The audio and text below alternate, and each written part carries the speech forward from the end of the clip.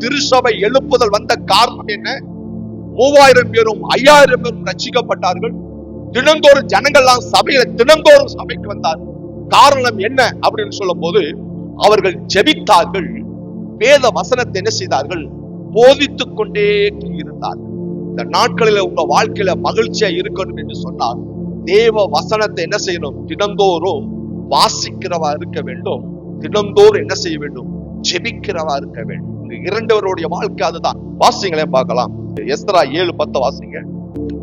கர்த்தருடைய வேதத்தை ஆராயவும் அதைன்படி செய்யவும் இஸ்ரவேலிலே கட்டளைகளையும் நியாயங்களையும் உபதேசிக்கவும் எஸ்தரா தன் இருதயத்தை என்ன செய்தானாமா? பக்குவப்படுத்தலாம். சபை உங்களுக்கு வாரம் எதுக்கு போதிக்குது என்று சொன்னால், உங்கள் இருதயத்தை எதுக்கு? பக்குவப்படுத்தும்படியாய். வாரம் சபை உங்களுக்கு போதிக்குது எதுக்குன்னு சொன்னால், உங்கள் இருதயத்தை என்ன செய்யுது? பக்குவப்படுத்து. சபை இது ஒரு ஸ்டோர் ரூம் கிடையாது. புதிய காரு புதிய வண்டி வாங்குற ஒரு ஸ்டோர் ரூம் சபை அல்ல.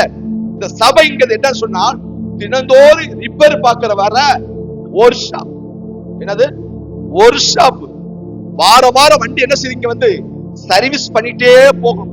வாரம் நீங்க சர்வீஸ் பண்ணதான் உங்கள் வாழ்க்கை என்ன செய்யும்? நீங்க போகிற தூரம் சரியான நீங்க இலக்கையை நோக்கி போய்கொண்டே இருப்பீங்க. அல்லேலூயா. அதனாலதான் வாரம் என்ன செய்யுது? உங்களுக்கு போதிக்கப்படுது. இவர்கள் என்ன செய்தார்கள்? போதித்த உடனேயே வசனத்தை கேட்டார்கள். வசனம் குத்தப்பட்டது. உடனே மனம் திரும்பினார்கள். தேவனுக்குள்ள என்னது? ஐக்கியத்துக்கு மாறினார்கள். 3000 பேர் ரட்சிக்கப்பட்டார்கள். 5000 பேர் என்ன செய்தார்கள்? ரட்சிக்கப்பட்டார்கள். அழுதார்கள். அழுதார்கள். நீங்க என்ன செய்ய? அழ வேண்டாம், துக்கப்பட வேண்டாம்.